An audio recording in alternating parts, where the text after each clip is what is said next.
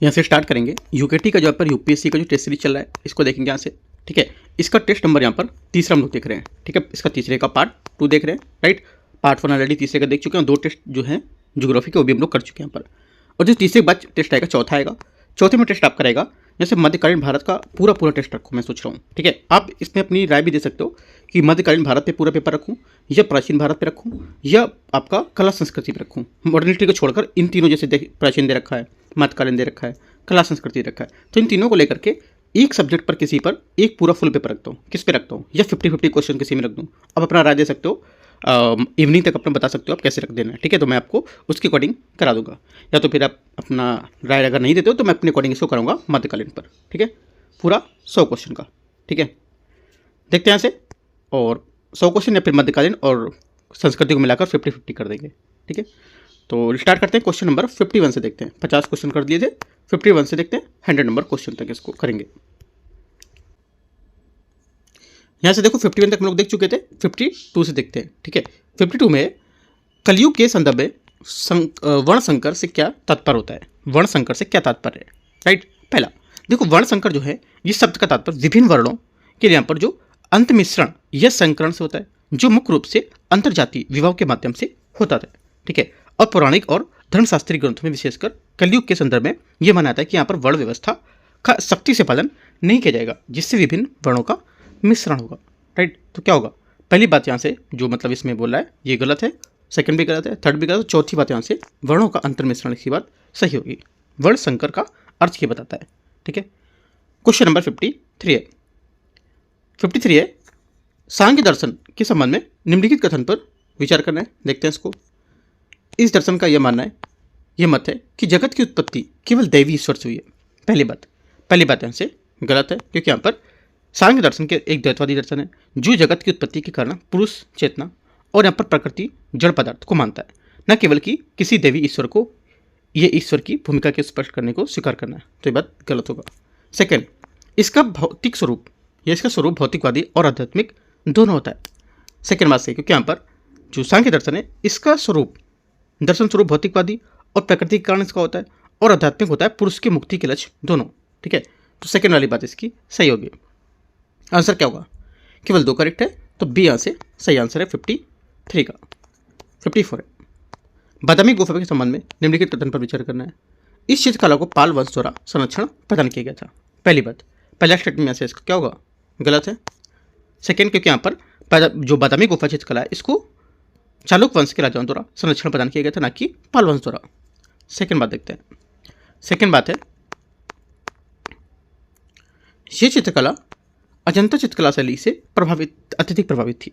Second बात सही है, क्योंकि यहाँ पर ये चित्रकला अजंता चित्रकला शैली से अत्यधिक प्रभावित थी, जिनमें चित्रों की शैली और तकनीकी की समानता देखी जाती थी। तीसरी बात है, ये चित्रकला वैष्णव परंपरा को समर्पित है। तीसरी बात भी करेक्ट है, क्योंकि यहाँ पर जो बादामी गुफाएं चित्र हैं उसमें से हिंदू धर्म से संबंधित चित्र थे और मूर्तियां थी, जिसमें मुख्य रूप से वैष्णव और शैव परंपराओं को दर्शाया गया था। आंसर क्या होगा, पहले तो गलत बात थी, ठीक है। 2 और 3 बातें यहाँ से इसकी सही है, बी। क्वेश्चन नंबर 55 है, क्षत्रिय नृत्य के संबंध में विचार करना है। देखते हैं कौन सा सही होगा इसके बारे में। ये शंकर देव से संबंधित है।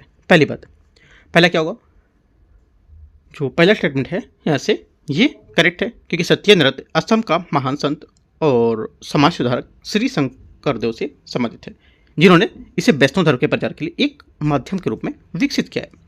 करेक्ट है। सेकंड, ये शैव मत के प्रचार के लिए एक प्रभावशाली साधन होगा। सेकंड बात क्या होगी, सेकंड बात यहाँ से गलत है, क्योंकि यहाँ पर जो ये नृत्य शैली मुख्य रूप से वैष्णव मत के प्रचार के लिए एक प्रभावशाली साधन के रूप में है, ना कि शैव मत के लिए। तो ये बात गलत होगी। इसका प्रदर्शन मठों में किया जाता था। तीसरी बात क्या होगी, तीसरी बात भी करेक्ट होगी। ये नृत्य जो है इसका प्रदर्शन पारंपरिक रूप से असम के वैष्णव मठ थे, जिन्हें सत्र यहाँ पर कहा जाता था, उनमें किया जाता था, ठीक है। तो आंसर क्या होगा, 1 और 3 बात सही है, दूसरी बात यहाँ से गलत है, तो सी यहाँ से करेक्ट आंसर है। क्वेश्चन नंबर 56 देखते हैं। 56 है, निम्नलिखित में से किसको या किनको मोहनजोदड़ो से प्राप्त किया गया था। आंसर हो जाएगा 56 का। एक तो कांस्य की नर्तकी की मूर्ति, ठीक है, ये एक प्रसिद्ध कलाकृति जो मोहनजोदड़ो से मिली थी, और वर्तमान में राष्ट्रीय संग्रहालय नई दिल्ली में है, ठीक है। आप जो राष्ट्रीय संग्रहालय नई दिल्ली में है बना हुआ, जो दिल्ली जो लोग रहते हैं वो देख सकते हैं जाके, यहाँ पे है, मिलेगी आपको राष्ट्रीय संग्रहालय में, ठीक है। उसका टिकट भी कुछ है 50-60 रुपये कुछ टिकट भी होगा, राइट। और जैसे मोनूमेंट्स आप देखोगे जाके तो उसका टिकट कुछ ज़्यादा है, ठीक है। तो उसके अकॉर्डिंग आप टिकट ले सकते हो अपना। तो वहाँ पे आपको यहाँ पे देखने को मिलेगी कांस्य की जो नर्तकी की मूर्ति थी ये। दाढ़ी वाले पुजारी की बलुआ पत्थर से निर्मित मूर्ति है ना, ये भी क्या है, ये भी यहाँ पर मोहनजोदड़ो से प्राप्त हुई थी। और जो माता देवी की टेराकोटा की मूर्ति है ये भी आपको देखने को मिलेगी। माता देवी की मूर्ति, टेराकोटा की मूर्तियाँ, ये भी मोहनजोदड़ो और अन्य सिंधु घाटी स्थलों से खोजी गई थी। तीनों बातें क्या है, एकदम सही है, डी। 57 है, निम्नलिखित विशेषताओं में से कौन सी नवपाषाण युग के विशिष्ट रूप से संबंधित थी। आंसर हो जाएगा 57 का, एक तो घर्षित और पालिशदार पाषाण उपकरण, ये क्या थे, ये आपके महत्वपूर्ण परिवर्तन काल में जिसमें कृषि के लिए यहाँ पर स्थिर जीवन की शुरुआत हुई थी, इसमें यहाँ पर जो घर्षित और पालिशदार पत्थर थे उपकरण, ये सब यहाँ पे इसमें देखने को मिले थे, ठीक है, इनकी उपस्थिति थी, राइट। क्योंकि इस युग में पत्थरों के औजारों को घिसकर पॉलिश करके यहाँ पर अधिक प्रभावी बनाया जाता था, जो यहाँ पर इसकी एक विशिष्ट पहचान बनाती है। मिट्टी के बर्तनों का प्रयोग, ये भी यहाँ पर सही होगा, क्योंकि यहाँ पर कृषि जो अधिशेष थे इसमें भंडारण है ना, और खाने को पकाना, राइट। और मिट्टी के बर्तनों को मृदभांड जैसे उपयोग इनको नवपाषाण में व्यापक रूप से शुरू हुए थे। पहली बात गलत है, आंसर क्या होगा 2-3, तो सी। क्वेश्चन 58, निम्नलिखित में से कौन सा मौर्यकालीन मूर्तिकला के उदाहरण है। मौर्यकला मूर्तिकला के उदाहरण कौन से, एक तो पहला सारनाथ स्थित सिंह शीर्ष, पहली बात यहाँ से सही होगी 58 की, ठीक है। सारनाथ स्थित सिंह शीर्ष और दीदारगंज से प्राप्त यक्षिणी की मूर्ति मौर्यकालीन मूर्तिकला के उत्कृष्ट उदाहरण है। सारनाथ स्थित बुद्ध की बैठी हुई मुद्रा में मूर्तिकला काल की, न सिर्फ मौर्यकाल की, सही है। दीदारगंज से प्राप्त दक्षिणी यक्षिणी की मूर्ति, सेकेंड बात यहाँ से क्या होगी, ये भी करेक्ट है। और बैठी हुई सारनाथ स्थित मूर्ति, ये बात यहाँ से गलत है, ठीक है। यहाँ पे क्या हुई थी, ये जो थी ये गुप्त काल की है, ना कि मौर्यकाल की, तो गलत हो जाएगी। ओनली 1-2 करेक्ट है, आंसर 58 का ये आंसर सही है। 59 है, मुगल साम्राज्य के क्षेत्र में जहांगीर को खालिसा और इनाम में विभाजित किया गया था। इस प्रकार के विभाजन में संबंध में विचार करना है, कौन सा सही होगा।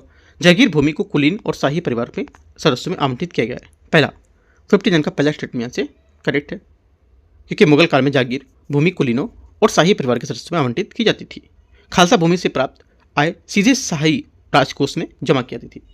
इनाम भूमि विद्वानों को धार्मिक व्यक्तियों को अनुदान के रूप में दिया जाता था, पहली बात सही है। सेकेंड, खालसा गांवों को विद्वान और धार्मिक व्यक्तियों को आवंटित किया जाता था, सेकेंड बात यहाँ से गलत है, ठीक है। खालसा भूमि से प्राप्त आय सीधे शाही राजकोष में जमा किया जाता, मैंने आपको बताया, ठीक है, ना कि इनमें धार्मिक व्यक्तियों में आवंटित किया जाना। इनाम भूमि से प्राप्त आय को सीधे शाही राजकोष में जमा की जाती थी, ये भी मैंने आपको बताया। इनाम भूमि विद्वानों में धार्मिक और व्यक्तियों को अनुदान में दी जाती थी, ना कि जमा की जाती थी। तो दोनों बातें गलत हो गई, एक दूसरे की अपोजिट बात बता रहे हैं, ठीक है। सिर्फ पहली बात यहाँ से करेक्ट है, आंसर ए यहाँ से सही आंसर होगा, केवल एक। क्वेश्चन नंबर 60 है, निम्नलिखित शासकों को किसके द्वारा आदि वर्ग की उपाधि धारण की गई थी। आंसर हो जाएगा 60 का करेक्ट आंसर मिहिर भोज, ठीक है। आदि वर्ग की उपाधि प्रतिहार वंश के सबसे शक्तिशाली शासक में से एक मिहिर भोज ने धारण की थी। ये उपाधि उसके सिक्कों पर देखी जाती थी, ये सिक्कों पर देखी जा सकती थी, राइट।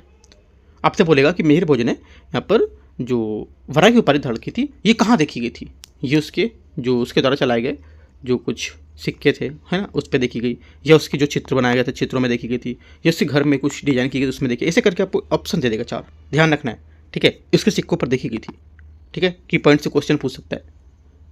क्वेश्चन 61 है, भारत में धार्मिक ग्रंथों के संबंध में उत्तराध्ययन सूत्र ग्रंथ संबंध किससे। ये संबंध है जैन धर्म से, ये यहाँ से आंसर होगा, क्योंकि यहाँ पर जो उत्तराध्ययन सूत्र जैन धर्म से प्रमुख धार्मिक ग्रंथों में से एक मानते हैं।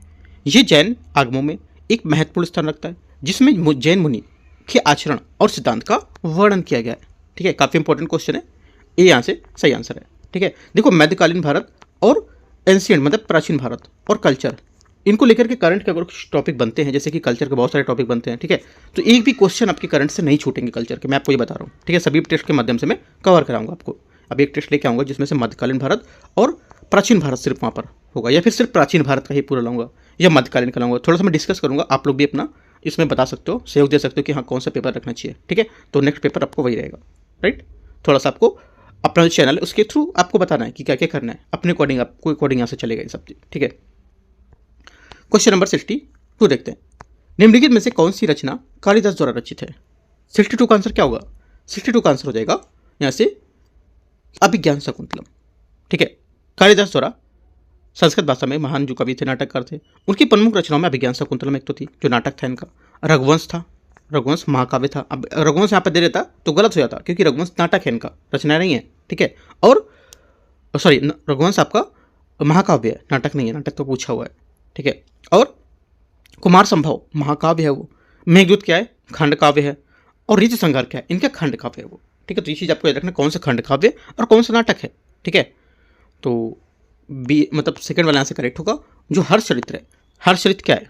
हर्षचरित्र रचना बाणभट्ट की है, और मृच्छकटिकम है शूद्रक की। तो दोनों बात रखनी है, कौन सी गलत है कौन सी सही है। तो 62 का आंसर सी आंसर करेक्ट है।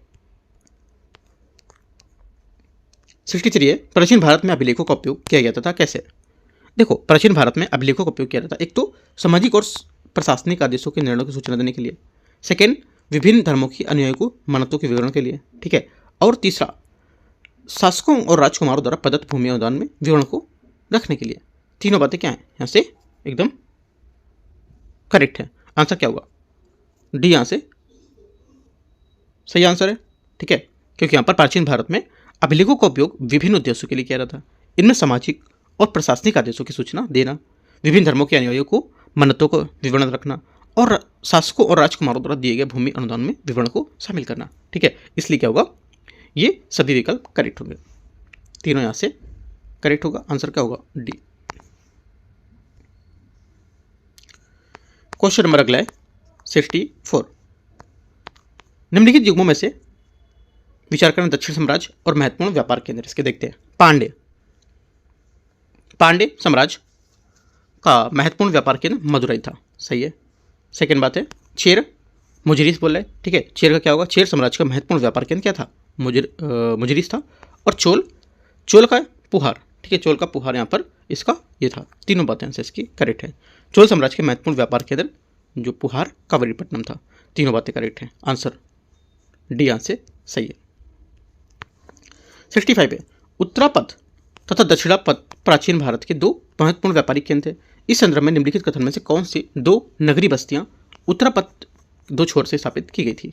आंसर हो जाएगा 65 का करेक्ट आंसर मथुरा और तक्षशिला, ये यहाँ से करेक्ट आंसर होगा। उत्तरापथ और दक्षिणापथ प्राचीन भारत के दो प्रमुख व्यापारिक मार्ग थे, और उत्तरापथ के मार्ग के दो छोर पर स्थित प्रमुख नगरी बस्तियां मथुरा और तक्षशिला थी। यह मार्ग उत्तर भारत को ये एशिया और पश्चिम एशिया से जोड़ता था, ठीक है। तो आंसर क्या होगा? ए यहाँ से करेक्ट है, मध्य एशिया और पश्चिम एशिया को जोड़ता था, राइट।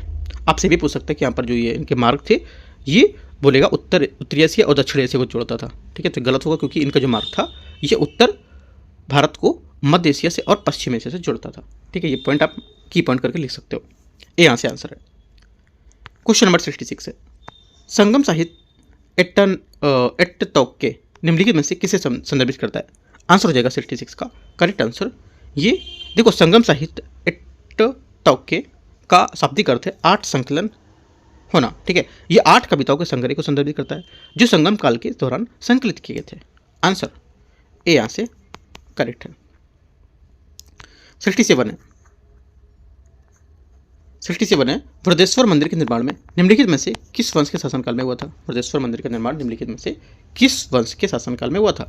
आंसर हो जाएगा 67 का करेक्ट आंसर चोल वंश, ये यहाँ से इसका करेक्ट आंसर है, राइट। क्योंकि वृद्धेश्वर मंदिर निर्माण चोल वंश के महान शासक राजा प्रथम है उसके शासनकाल में हुआ था। ये मंदिर तमिलनाडु के तंजावुर में स्थित है, और ये चोल वास्तुकला के एक उत्कृष्ट उदाहरण भी है, ये यहाँ से करेक्ट आंसर है। 68 है, वज्रयान के संबंध में निम्नलिखित पर विचार करना है। ये एक शैव संप्रदाय है। पहली बात, पहला स्टार्ट में यहाँ से क्या होगा? 68 का यहाँ से पहली बात गलत है, क्योंकि यहाँ पर वज्रयान बौद्ध धर्म का एक महत्वपूर्ण संप्रदाय, शैव संप्रदाय नहीं है। इसने बौद्ध धर्म के भीतर तंत्रवाद, अनुष्ठान और देवी पूजा को अपनाया था। सेकेंड बात सही होगी, ओनली टू बी करेक्ट है। Question number 69। निम्नलिखित में से किस गुप्त शासक द्वारा उज्जैन को अपनी दूसरी राजधानी बनाया गया था, जिसके दरबार में कालिदास, अमर सिंह सहित यहाँ पर अन्य विद्वान सुशोभित थे? आंसर हो जाएगा 69 का करेक्ट आंसर सी, चंद्रगुप्त द्वितीय। ठीक है, इसका करेक्ट आंसर होगा 69 का, क्योंकि गुप्त शासक चंद्रगुप्त द्वितीय ने, जिन्होंने विक्रमादित्य के नाम से भी जाना जाता था, उन्होंने जो उज्जैन को अपनी दूसरी राजधानी बनाया था और उनके दरबार में कालिदास, अमर सिंह है ना और वारामिहिर सहित यहाँ पर कई विद्वान नवरत्न सुशोभित थे। क्वेश्चन नंबर 70 नंबर है, ऋग्वैदिक काल के दौरान आर्यों के प्रशासनिक तंत्र के संबंध में विचार करना है। राजा का पद वंशानुगत होता था तथा राजा के चुनाव से संबंधित कोई साक्ष्य नहीं है। ठीक है, राजा का पद वंशानुगत होता था तथा जो राजा थे उसके चुनाव को कोई संबंधित यहाँ पर प्रावधान नहीं बताता था या साक्ष्य नहीं मिलता था। पहली बात क्या होगी? पहली बात यहाँ से स्टेटमेंट क्या है? गलत होगी। ठीक है, क्योंकि यहाँ पर ऋग्वैदिक काल में राजा का पद समानता वंशानुगत नहीं होता था, बल्कि चुनाव या चयन प्रक्रिया के साक्ष्य मिलते हैं। साथ ही कर और संग्रहण के भी साक्ष्य मिलते थे, जिसे यहाँ पर बलि कहा जाता था, जो राजा कर संग्रहण के लिए विशेष अधिकारियों को नियुक्त नहीं करता था। ठीक है, पहली बात क्या होगी? पहली बात यहाँ से करेक्ट है। कर और संग्रहण के लिए राजा ने विशेष अधिकारियों की नियुक्ति करता था, है ना। विशेष अधिकारियों की यहाँ पर क्या था? नियुक्ति करता था, नहीं करता था? क्या बताया मैंने आपको? नियुक्ति नहीं करता था। ये पहली भी गलत है और दूसरी भी गलत, क्योंकि यहाँ पर ये बोलने से कोई साक्ष्य नहीं मिलते, बल्कि यहाँ पर इसके साक्ष्य मिलते थे और यहाँ पर इसके लिए कोई अधिकारियों की नियुक्ति भी नहीं करता था वो, है ना। दोनों बातें गलत है। जब कोई अधिकारी नियुक्ति नहीं करोगे तो उसके साक्ष्य कहाँ से मिलेंगे? राइट, तो दोनों बातें यहाँ से क्या गलत थी। इसकी आंसर डी यहाँ से करेक्ट आंसर है। 71 है, निम्नलिखित में से कौन सा कथन राजपूतों और मंगोलों से निपटने के लिए बलवन की लौ रक्त नीति को सर्वोत्कृष्ट रूप से वर्णित करता है? आंसर हो जाएगा 71 का करेक्ट आंसर। यहाँ से देखो, जो गैसुद्दीन बलवान है उसकी लौ नीति जो थी, उसका अर्थ है कि शत्रुओं को, विशेषकर मंगोलों और जो विद्रोही थे उसके राजपूत के खिलाफ अत्यधिक कठोरता, क्रूरता और निर्दयतापूर्ण सैन्य कार्रवाई को अपनाना, और इस नीति में रक्तपात और तलवार का खुलकर प्रयोग किया गया था। ठीक है, तो ए यहाँ से इसका सही आंसर है। क्वेश्चन नंबर 72, भारत के सिक्कों के इतिहास के संबंध में निम्नलिखित पर विचार करना है। पहला, गुप्त काल के दौरान प्रयोग किए जाने वाले और ढाले गए प्रारंभिक सिक्के आहत सिक्के होते थे। पहली बात, 72 का पहला स्टेटमेंट यहाँ से क्या होगा? गलत है, क्योंकि यहाँ पर गुप्त काल के दौरान प्रयोग किए जाने वाले और ढाले गए सिक्कों को प्रारंभिक आहत सिक्के नहीं थे, बल्कि भारत के सबसे पुराने सिक्कों में लगभग 6वीं शताब्दी से पूर्व में जारी किए गए थे, जिन्हें आहत सिक्के कहा जाता था। ये बात गलत हो गई। सेकेंड बात, इसी में सेकेंड है, इसके पहले सिक्के जिन पर शासकों के नाम अंकित किए थे वे हिंदू यूनानी ने जारी किए थे। सेकेंड बात यहाँ से क्या होगी? सही होगी, क्योंकि यहाँ पर जो गुप्त काल में मतलब क्या था, यहाँ पर जो इससे पहले सिक्के जारी किए गए थे उन्हें हिंदू यूनानी द्वारा पर जारी किए गए। तो सेकंड बात इसकी सही होगी, क्योंकि ऐसे पहले सिक्के थे जिन पर शासकों के नाम चित्र अंकित थे और वास्तव में हिंदू यूनानी द्वारा जारी किए गए थे, जिन्होंने पर लगभग 2वीं शताब्दी ईसा पूर्व में भारतीय उपमहाद्वीप के उत्तर पश्चिम हिस्से पर शासन किया था। सेकेंड बात सही होगी। ओनली 2 करेक्ट है। आंसर क्या होगा? आंसर हो जाएगा बी, यहाँ से सही आंसर है। 73 है, भारत के मध्ययुगीन इतिहास के संबंध में दैसाला, बटाई, नस्क किससे संबंधित है? दैसाला, बटाई, नस्क किससे संबंधित है?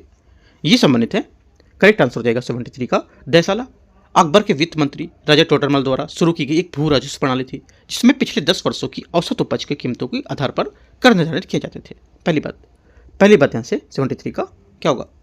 करेक्ट है। सेकंड देखते हैं। अच्छा, पहली करेक्ट नहीं, मतलब ये जो स्टेटमेंट है उसके हिसाब से मैं समझा रहा हूँ दैसाला क्या होता है। ठीक है, उसके बाद दैसाला क्या होता है? बटाई क्या होता है? देखो, बटाई का अर्थ होता है कि फसल बंटवारा करना, जो कटाई के साथ साथ उपज को सरकार के किसान के बीच बांटने की विधि थी। दैसाला हो गया, बटाई हो गई। और नस्क क्या था? नस्क होता था आकलन की एक प्रणाली थी, जो संभवतः एक सारांश का मूल्यांकन विधि बताती थी। ठीक है, तो आंसर क्या होगा? आंसर हो जाएगा इसका करेक्ट वाला, जो ये होगा डी स्टेटमेंट, है ना। अकबर के शासनकाल के दौरान भू राजस्व प्रणाली से संबंधित ये सभी है। राइट, तो डी यहाँ से करेक्ट आंसर है। ठीक है, क्वेश्चन नंबर 74, फिरोज शाह तुगलक के शासनकाल के संबंध में विचार करना है। इसने सेना में तुगलक वंश की स्थापना की थी। पहली बात, 74 का पहला स्टेटमेंट यहाँ से गलत है, क्योंकि इस तुगलक वंश की स्थापना गयासुद्दीन तुगलक ने की थी, ना कि फिरोज तुगलक। इसने सेना में वंशानुगत का सिद्धांत को लागू किया था। सेकेंड बात सही है, क्योंकि फिरोज शाह तुगलक ने सेना में वंशानुगत सिद्धांत को लागू किया था, जिससे क्या है, सैनिकों के पुत्र और उनके पिता के पद पर नियुक्त किए जाने लगे, और भले यहाँ पर भी आयोग ये होते थे, है ना, पढ़े लिखे नहीं होते थे फिर भी। तीसरी बात, समानता अन्य कुलीनों की तुष्टिकरण की नीति अनुसरण किया गया था। तीसरी बात सही, क्योंकि यहाँ पर उन्होंने कुलीनों और उलेमाओं और अमीरों की तुष्टिकरण की नीति को अपनाया था, जिससे यहाँ पर उन्हें कई विशेषाधिकार दिए गए थे और सल्तनत में उनकी स्थिति मजबूत भी हुई थी। ठीक है, 2 बातें यहाँ से करेक्ट हैं 74 की। कौन सी? 2 और 3। तो आंसर क्या होगा? आंसर हो जाएगा आपका यहाँ से 2 और 3। 2 और 3 ऊपर होगा, यहाँ से बी नंबर में करेक्ट है। ठीक है, क्वेश्चन नंबर अगला देखते हैं 75। अथर्ववेद के संबंध में निम्नलिखित कथन पर विचार करना है। देखते हैं इसको। देखो, पहला, औषधियों का प्रथम उल्लेख अथर्ववेद में मिलता है। पहली बात क्या होगी? 75 का पहला स्टेटमेंट से इसका एकदम सही है। पहली बात बिल्कुल सही है, क्योंकि अथर्ववेद में हिंदू के 4 वेदों में से एक है, और औषधियों का प्रथम उल्लेख अथर्ववेद में ही मिलता है, जो चिकित्सा ज्ञान और प्रारंभिक स्रोत बताता है इसको। इसमें जादू टोने और तंत्र मंत्र का भी वर्णन किया गया है। सेकेंड बात यहाँ से ये भी सही है, क्योंकि यहाँ पर इसमें जादू टोना, तंत्र मंत्र का भी वर्णन किया गया है, जो अन्य वेदों से अलग करता है इसको। दोनों बातें करेक्ट है। 75 का आंसर सी। 76 है, गुप्त काल के दौरान न्यायिक व्यवस्था के संबंध में निम्नलिखित कथनों पर विचार करना है। देखते हैं इसको 76 को। पहला, दीवानी और आपराधिक कानून स्पष्ट रूप से निर्धारित किए गए थे। पहली बात क्या होगी? पहली बात यहाँ से सही है, क्योंकि यहाँ पर दीवानी, सिविल और आपराधिक क्रिमिनल जो मामले हैं, ये कानून रूप से स्पष्ट और निर्धारित किए गए थे, जिससे न्याय प्रणाली में अधिक स्पष्टता आई थी। राज्य द्वारा ब्राह्मण पुरोहितों की सहायता से मामलों में सुनवाई की जाती थी। सेकेंड बात भी सही है। थर्ड, शिल्पकारों की श्रेणी थी स्वयं के कानूनों द्वारा होती थी। तीसरी बात भी सही, क्योंकि यहाँ पर जो शिल्पकार की श्रेणी थी ये स्वयं के कानूनों द्वारा शासित की जाती थी। ठीक है, और जो स्थानीय स्तर पर स्वायत्ता को दर्शाता था। तीनों बातें करेक्ट है। 76 का आंसर क्या होगा? सी आंसर, डी यहाँ से करेक्ट आंसर है। क्वेश्चन नंबर 77 है, भारतीय इतिहास के संबंध में खानवा के युद्ध के संबंध में इसके महत्वपूर्ण परिणाम क्या थे? ठीक है, देखते हैं इसको। देखो, इसके जो महत्वपूर्ण परिणाम थे, इसमें हो जाएगा आपका खानवा के युद्ध 16 मार्च 1527 में बाबर और मेवाड़ के राणा सांगा के बीच लड़ा गया था। इसमें युद्ध के में बाबर की जीतने कि भारत से मुगल साम्राज्य की नींव पड़ी थी और इसको मजबूत भी किया, जो पानीपत के प्रथम युद्ध 1526 के बाद स्थापित हुआ था। बी यहाँ से करेक्ट आंसर होगा 77 का। 78 है, हड़प्पा सभ्यता के लोगों द्वारा निम्नलिखित में से किस जानवरों को पाला जाता था? हड़प्पा सभ्यता के जो लोग थे, किसके साक्ष्य मिले थे इनको पालने के, है ना? अभी तो पता नहीं कैसे, मतलब कौन को पालते थे, लेकिन साक्ष्य मिला, उसके हिसाब से पता था कि किस किस को पालते थे। ठीक है, तो किस किस को पालते थे आप यहाँ से बता सकते हो। जैसे कि हड़प्पा सभ्यता में स्थल में बिल्ली, कुत्ता, हाथी, ऊंट, घोड़ा सहित यहाँ पर कई जानवरों को अवशेष कलाकृति मिली है, जो दर्शाती कि इन सभी जानवरों को पाला जाता था। ये उस समय मौजूद थे। अगर ये सब इनको पाला था तो उस समय मौजूद ही होंगे, है ना? आपसे क्वेश्चन कैसे पूछ सकता है? एक और घुमा के यहाँ से आपसे पूछेगा, हड़प्पा सभ्यता में इनमें से कौन से जानवरों को यहाँ पर उस समय मौजूद पाए गए थे? पालने ये बिल्कुल घुमा देगा स्टेटमेंट। हड़प्पा सभ्यता जो थी, इनमें से कौन से जानवर वहाँ पर देखे जाते थे? ये कौन से जानवर देखे गए थे, पाला नहीं गया था, है ना? ये नहीं बोलेगा। तो जब पाले जाएंगे, जब मान लो पाले गए तो वहाँ पर देखे गए होंगे ना, तो यहाँ पे ऐसे करके घुमा देगा आंसर आपको। बस ये चीज़ आपको याद रखना है। ठीक है, बिल्ली, कुत्ता, जैसे बहुत लोग क्या है, बहुत लोग को पता होगा हाँ कुत्ता पाला गया था, लोग बिल्ली भी पालते थे, है ना, घोड़े भी पालते थे, शायद बोलेंगे हाथी नहीं था, ऐसा सोचेंगे, है ना? तो याद रखना है आपको, ये सब यहाँ पर देखे गए थे और पाले भी जाते थे। क्या होगा आंसर? 78 का आंसर सभी, डी। 79 देखते हैं, निम्नलिखित कथनों पर विचार करना है। देखते हैं इसको। पहला, कमैचा, संतूर, वंशी, मृदगम। आंसर क्या होगा? इसमें बोला है कि कितने यहाँ पर इसमें तत्व वाक्यंत्र हैं। ठीक है, कमैचा, संतूर, वंशी, मृदगम में कौन सा तत्व वाक्यंत्र है? देखो, तत्व वाक्यंत्र वे होते हैं जिनमें ध्वनि, स्ट्रिंग या तार की कंपन से उत्पन्न होती है। तत्वान क्या होते हैं? जिसमें ध्वनि, स्ट्रिंग या तार की कंपन से उत्पन्न होती है। राइट, कमैचा एक तार वाला वाद्य यंत्र होता है, संतूर भी एक तार वाला है, लेकिन जो ये घन वाद्य यंत्र की श्रेणी में भी आ सकता है, क्योंकि इसे डंडियों से भी बजाया जा सकता है। ठीक है, वंशी, बांसुरी जो होता है, ये सुधीर वाद्य, ये फूंक मार कर बजाया जाने वाला यंत्र है। और मृदगम, ये अवनद वाद्य, मतलब चमड़े से मढ़ा हुआ ढोल होता है। इसलिए यहाँ पर कमैचा मुख्य रूप से तत्व वाद्य यंत्र की श्रेणी में आता है। आंसर क्या होगा? सिर्फ एक बात यहाँ से करेक्ट है, बाकी सबके बारे में आप नोट कर सकते हो जो मैंने बताया। ठीक है, क्वेश्चन नंबर 80 है, देखते हैं। 80 नंबर है, मगध की राजधानी सामरिक दृष्टिकोण से अत्यंत महत्वपूर्ण थी, बिंदु पर अवस्थित थी। ये 5 पहाड़ियों से घिरी हुई थी। इसमें से खुले हुए स्थानों के सभी ओर पत्थर की दीवारों से बंद कर दिए गए थे। इसी अभेद बनाया गया था, क्योंकि यहाँ पर किले के प्रहार करने के लिए तोपों जैसे साधन, इनका आविष्कार बहुत बाद में हुआ था। ये इसका भाव था, ठीक है, बाद में हुआ था। इसका भाव था क्या, देखो परिच्छेद में जो बता रहा है इस स्थान में किसका वर्णन किया गया है, अब भाव था किसका वर्णन यहाँ पर किया गया था, इसका वर्णन किया गया यहाँ पर राजगीर का भाव था यहाँ पर, ठीक है। तो क्या होगा आंसर, ये विवरण राजगीर जो प्राचीन है उनका यहाँ पर मगध की प्रारंभिक राजधानी थी और ये 5 पहाड़ियों से घिरी हुई एक प्राकृतिक सुरक्षा प्रदान करती थी, जिसे पत्थर की दीवारों और मजबूत किया गया था इसको, ठीक है। तो राजगीर यहाँ से करेक्ट आंसर होगा, राइट। 80 का आते हैं अपने अगले क्वेश्चन में 81 नंबर क्वेश्चन है, दक्कन के द्वितीयक और निम्न क्षेत्रों में विजयनगर के बहमनी शासकों के टकराव होते थे, निम्नलिखित में से इन 2 क्षेत्रों में साम्राज्यों में किस संघर्ष क्षेत्र कौन से थे, आंसर हो जाएगा 81 का करेक्ट आंसर। ये एक तो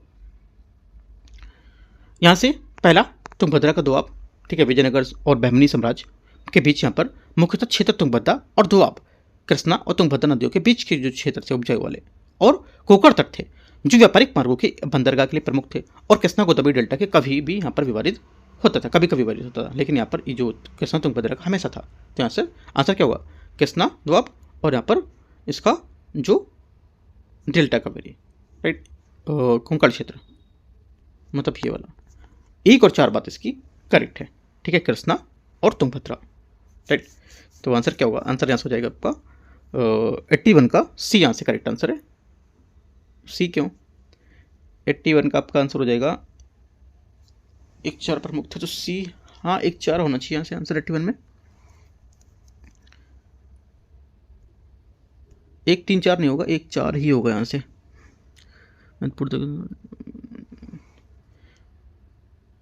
कावेरी डेल्टा तो उसमें था नहीं, कृष्णा तुंगभद्रा, कृष्णा गोदावरी डेल्टा,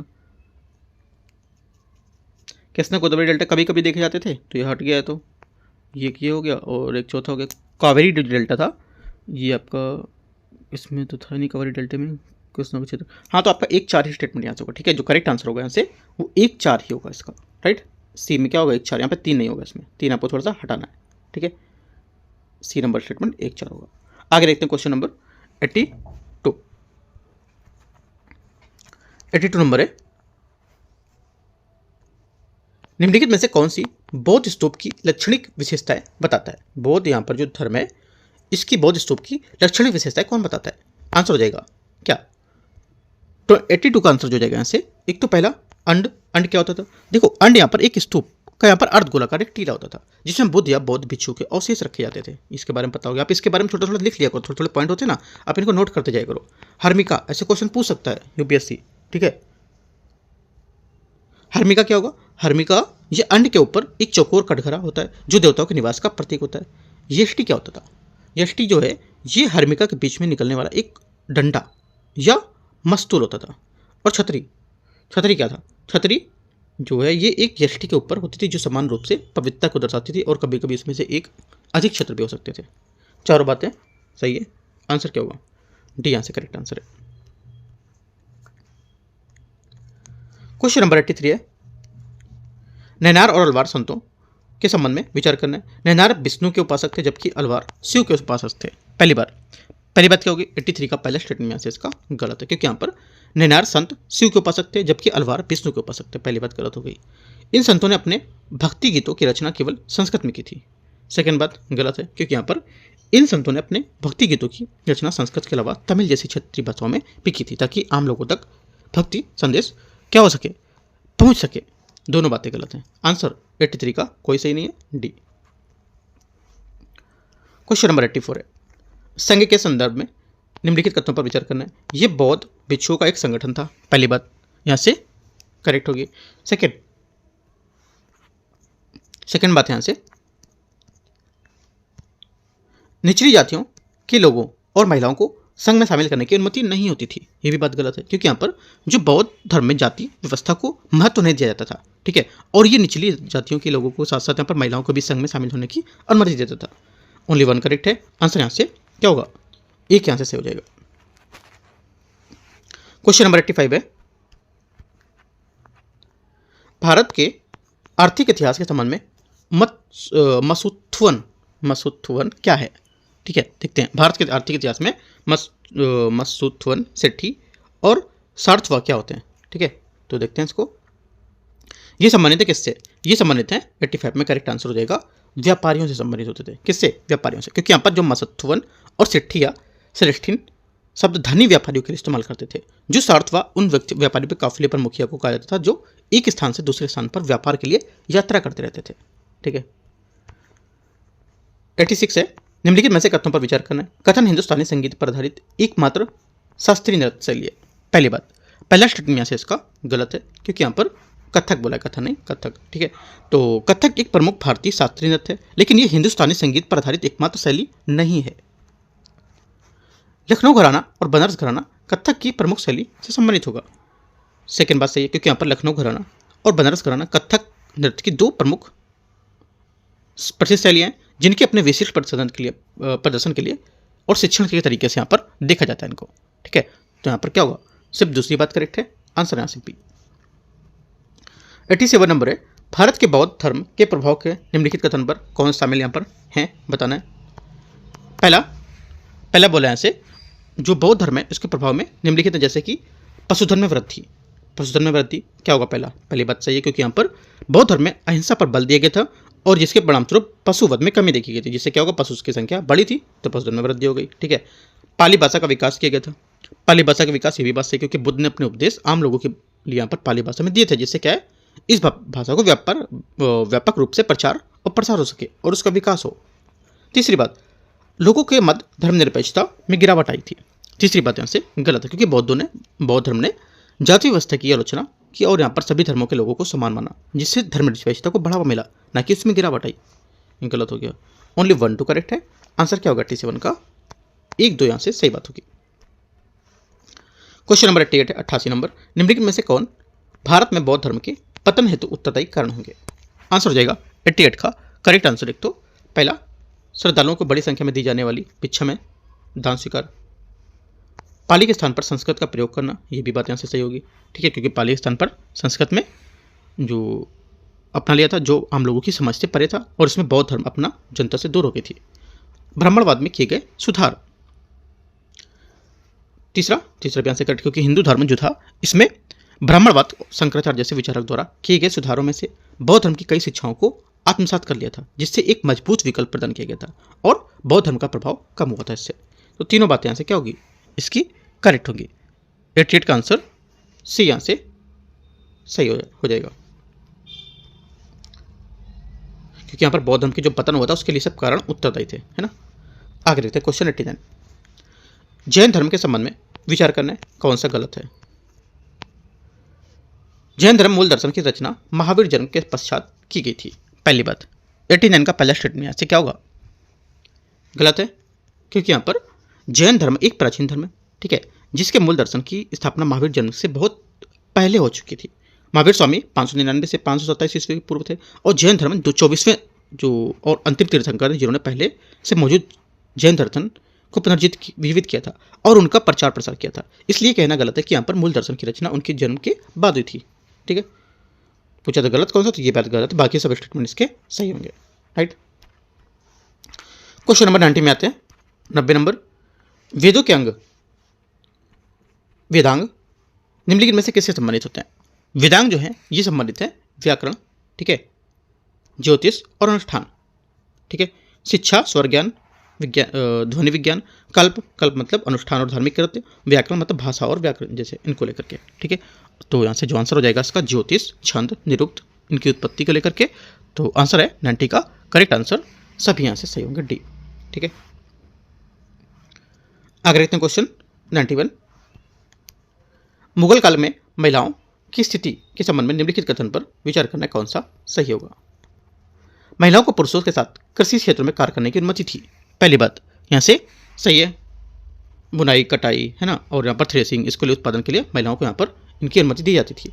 सती प्रथा और विधवा महिलाओं को पुनर्विवाह प्रतिबंधित था। सेकेंड बात यहाँ से क्या होगी? सेकेंड बात भी यहाँ से इसकी सही है, क्योंकि सती प्रथा और विधवाओं महिलाओं को पुनर्प्राप्ति संबंधित था और ये सती प्रथा की एक सामाजिक कुरीति थी जिसे अकबर और औरंगजेब जैसे सम्राटों ने रोकने का प्रयास किए थे, लेकिन पूरी तरह से प्रतिबंधित नहीं हुई थी। महिलाओं को पैतृक संपत्ति में उत्तराधिकार प्राप्त था। तीसरी बात क्या होगी? तीसरी बात भी यहाँ से इसकी क्या है? सही है।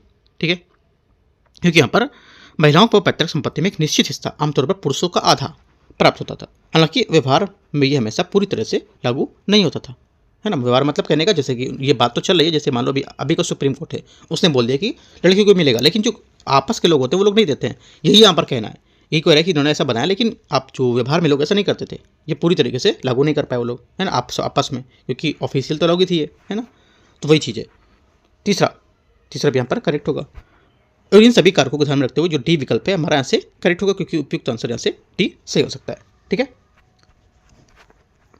सभी तीनों। क्वेश्चन नंबर 92 है, कठपुतली का यह स्वरूप उड़ीसा में प्रचलित कठपुतली मृग चर्म से निर्मित होती है और ये अत्यधिक नाटकीय मुद्राओं में प्रदर्शन की जाती है। मानव और पशु चित्रों के साथ वृक्ष, पर्वत तथा रथ आदि का प्रयोग किया जाता है। यद्यपि वे पुतलियां अपने आकार में 2 फीट से अधिक बड़ी हैं नहीं होती हैं, उनके घुटने पर जोड़युक्त नहीं होते हैं, परंतु फिर भी अत्यधिक व्यापक, लयात्मक और संवेदनशील छाया उत्पन्न करती है। किन की बात कर रहे हैं यहाँ पर? ये बात कर रहे हैं रावण छाया की। किसकी बात कर रहे हैं? रावण छाया से जो होगा इसका करेक्ट आंसर होगा। ठीक है, रावण छाया एक प्रकार की छाया कठपुतली कला है जिसमें कठपुतलियां मृग चर्म हिरण के खाल से बनाई जाती थीं। इन कठपुतली में कोई घुटने के जोड़ नहीं होते थे, लेकिन फिर भी ये प्रकाश के माध्यम से अत्यधिक लयबद्ध दिखाई देती थी। ठीक है, 93 है, कुतुब शाही राजवंश के शासन में सुल्तान मोहम्मद कुतुब शाह के संबंध में विचार करना है। वह अकबर के समकालीन था। पहली बात, 93 का पहला स्टेटमेंट यहाँ से करेक्ट है। इसने हैदराबाद नामक एक शहर की स्थापना कराई थी। सेकेंड बात भी यहाँ से करेक्ट है, क्योंकि उसने 1991 में हैदराबाद शहर की स्थापना और 4 मीनार का निर्माण भी कराया था। दोनों बातें करेक्ट हैं। Answer C. 94 देखते हैं, निम्नलिखित युग्मों पर विचार करना है। 94 में इसमें बोला है ग्रंथ और रचनाकार, अकबरनामा, बादशाहनामा, हुमायूंनामा। पहला क्या होगा? पहला हो जाएगा यहाँ से आपका अकबरनामा की रचना अबुल फजल ने की थी, ना कि मीर सैयद अली ने। पहली बात गलत। सेकंड, बादशाहनामा जो था इसकी रचना अब्दुल हमीद लाहौरी ने की थी, ये सही सुमेलित थे। तीसरा हुमायूंनामा गुलबदन बेगम, ये भी यहाँ पर सही सुमेलित थे। आंसर 2 और 3, तो बी यहाँ से करेक्ट आंसर है। 95 में भारत में सांस्कृतिक इतिहास के संदर्भ में गुरु अर्जुन देव प्रसिद्ध थे किसके लिए? गुरु अर्जुन देव थे, ये क्या थे? देखते हैं इनके बारे में। पहली बात, पहला यहां से प्रथम सिख गुरु के रूप में। पहली बात क्या होगी? पहली बात यहां से गलत होगी, क्योंकि यहां पर गुरु अर्जुन देव सिखों के 5वें गुरु थे, ना कि प्रथम गुरु। ठीक है, प्रथम थे गुरु नानक देव जी। यहाँ पर अगला है आर्य ग्रंथ के संकलनकर्ता के रूप में, ये बात यहाँ से सही है। खालसा के संगठनकर्ता के रूप में, खालसा पंथ की स्थापना गुरु गोविंद सिंह जी ने की थी 1699 में, ना कि गुरु अर्जुन देव ने। ये बात गलत है। ओनली 2 करेक्ट है। आंसर यहाँ से बी। क्वेश्चन नंबर 96 है, प्रयाग प्रशस्ति के संबंध में निम्नलिखित पर विचार करना है। इसकी रचना हरिशरण द्वारा की गई थी। पहली बात, 96 का पहला स्टेटमेंट यहाँ से क्या होगा? करेक्ट है। इसमें समुद्रगुप्त के युद्ध विजय का उल्लेख मिलता है। सेकेंड बात भी यहाँ से करेक्ट है। तीसरा, इसने इलाहाबाद के स्तंभ शिलालेख के नाम से भी जाना जाता था। तीनों बातें करेक्ट है। आंसर प्रयाग प्रशस्ति के बारे में तीनों बातें सही है, तो सी यहाँ से करेक्ट आंसर है इसका। क्वेश्चन नंबर 97 देखते हैं,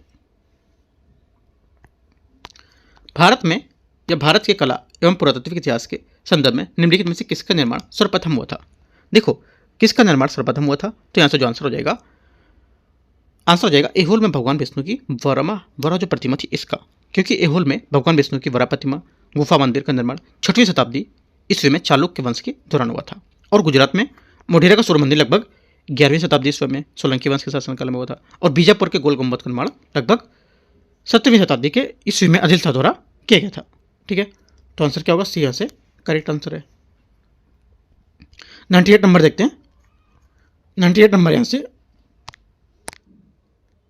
98 है, भारतीय सांस्कृतिक इतिहास के संबंध में कुषाण शासकों द्वारा भारत में निम्नलिखित में से क्या योगदान है? ठीक है, देखते हैं इसको। पहला यहाँ से इनके द्वारा सर्वप्रथम बड़े पैमाने पर सोने के सिक्के जारी किए गए थे। पहली बात यहाँ से करेक्ट होगी। बौद्ध धर्म के महायान संप्रदाय का विकास किया था, ये भी बात यहाँ से सही है। और कठियावाड़ में सुदर्शन झील का जीर्णोद्धार कराया था। तीसरी बात यहाँ से गलत है, क्योंकि यहाँ पर कठियावाड़ में सुदर्शन झील का जीर्णोद्धार शक शासक रुद्रदमन प्रथम जूनागढ़ अभिलेख के अनुसार और बाद में गुप्त शासक स्कंदगुप्त ने करवाया था, ना कि कुषाणों ने।